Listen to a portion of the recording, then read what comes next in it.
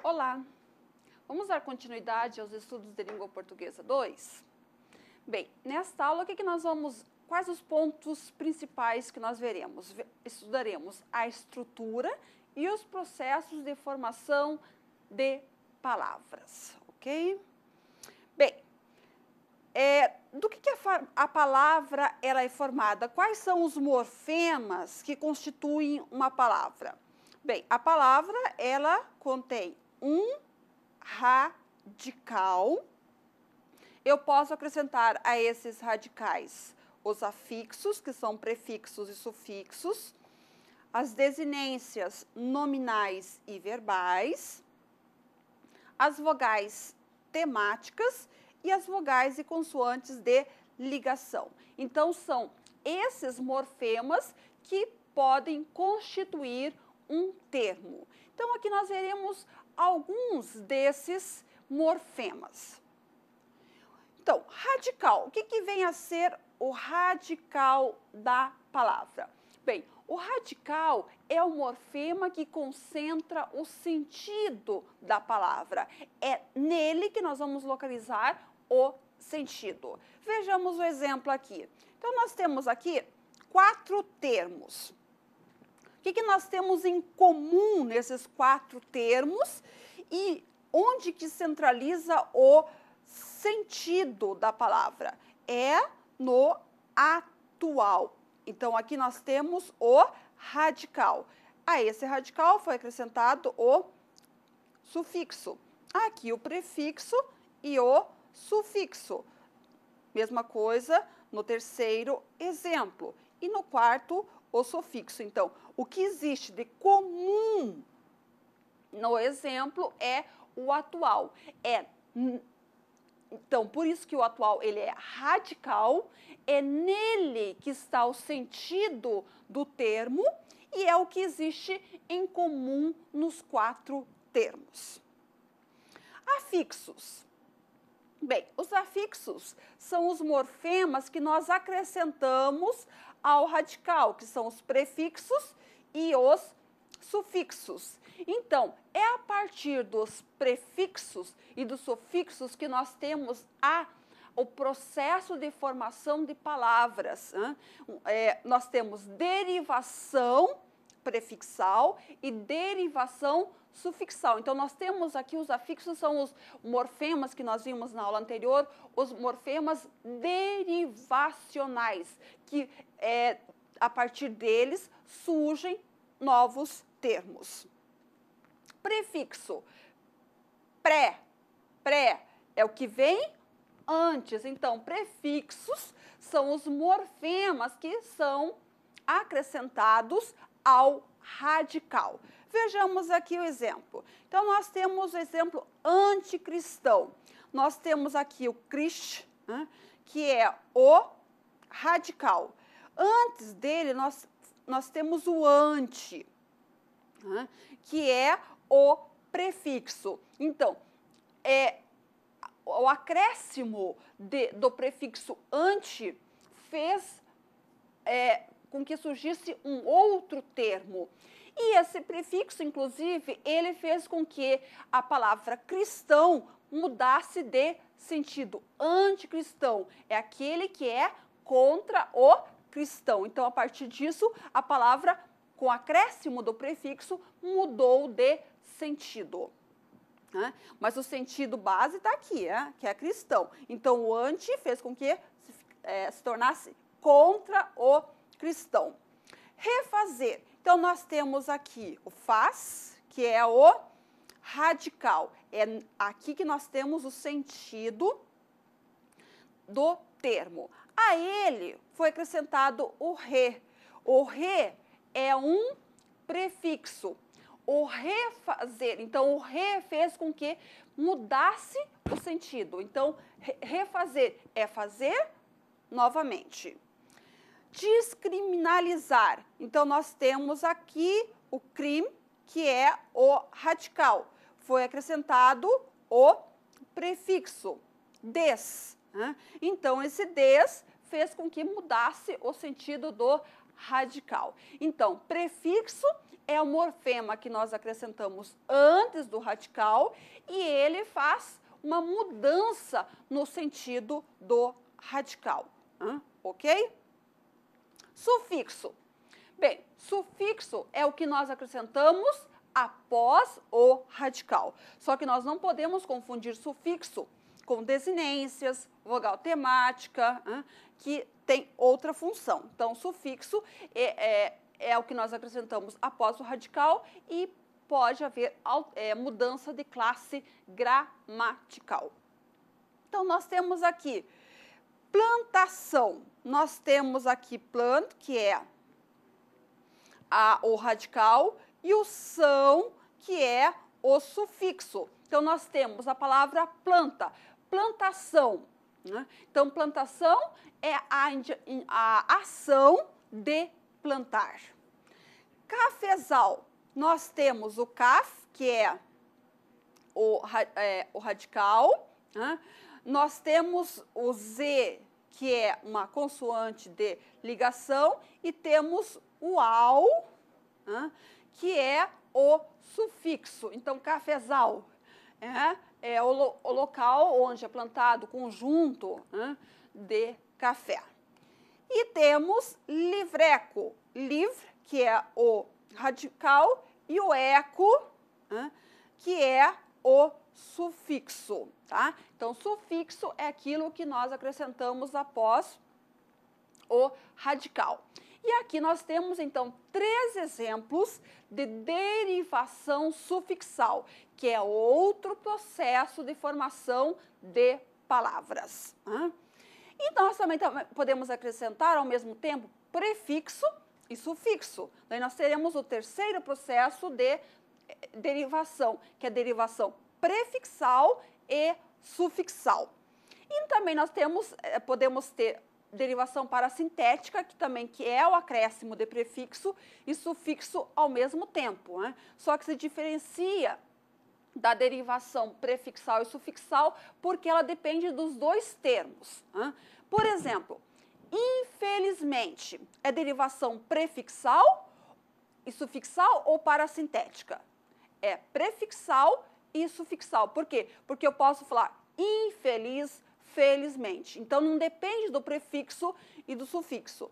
Enquanto que a derivação parasintética depende. Por exemplo, entardecer. Eu não posso falar entarde, nem entardecer. Então, quer dizer, depende tanto do prefixo quanto do sufixo. Então, quando houver essa dependência, é derivação parasintética. E quando eu puder excluir ou prefixo ou sufixo, é derivação prefixal e sufixal. Bem, desinências nominais. Bem, as desinências, elas podem ser nominais e podem ser verbais. Nominais, o que vão indicar as desinências nominais? Vejamos aqui. As desinências nominais são aquelas desinências que vão indicar em que gênero e em que número está a palavra.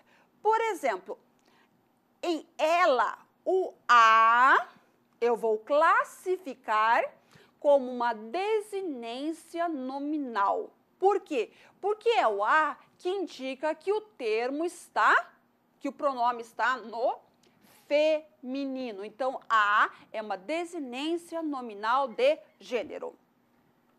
Traidora. Então, esse a indica que o termo está, o quê? No feminino. Portanto, esse a é uma desinência nominal que indica o gênero.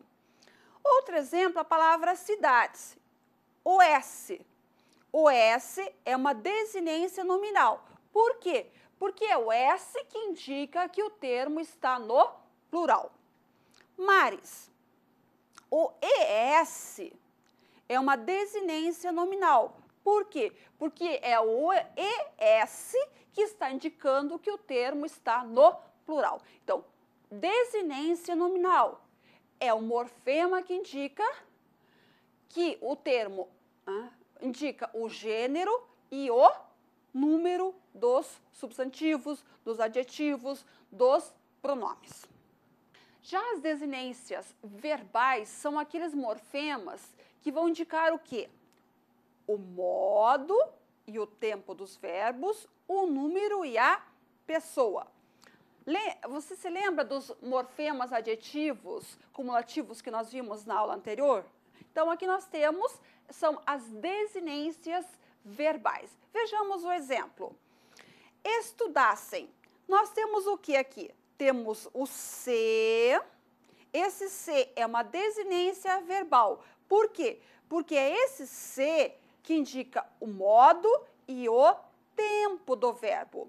Então, esse se aqui indica que o verbo está no imperfeito do subjuntivo. Então, é ele que vai indicar o tempo e o modo do verbo. Imperfeito, o tempo, subjuntivo, o modo. E o M também é uma desinência verbal. Ele indica o quê? Ele indica o número e a pessoa do verbo. Então, por isso que ele é uma desinência verbal. Então, esse M, ele indica que o verbo está na terceira pessoa do plural. Terceira pessoa, plural, ok? Então, as desinências verbais indicam o tempo e o modo, e o número e a pessoa. Vogais temáticas. O que nós temos nas vogais temáticas? As vogais temáticas, elas podem ser verbais e nominais. As verbais, nós temos 3 na língua portuguesa. Temos o A, o E e o I. O que essas vogais, elas indicam? Elas indicam em que conjugação estão os verbos. Se o verbo tiver o A, o verbo pertence à primeira pessoa, à primeira conjugação. Se tiver o E, segunda conjugação. E se tiver o I, terceira conjugação. É o exemplo aqui, ó, amar. Então, esse A de amar é uma vogal temática, porque ele indica que o verbo pertence à primeira conjugação. Escrever. Esse E de escrever é uma vogal temática. Por quê? Porque ele indica que o verbo está na segunda conjugação. Sorrir. Então, esse I aqui é uma vogal temática. Por quê? Porque ele indica que o verbo faz parte da terceira conjugação. Então, vogal temática verbal, ele indica a conjugação do verbo. E o verbo por? Pertence a que conjugação? Bem, o verbo por, ele pertence à segunda conjugação. Por quê? Porque ele, na realidade, no decorrer da sua transformação, ele era poer. Então, poer tem o E, então por isso que o verbo por e os seus derivados fazem parte da segunda conjugação. Isso aparece em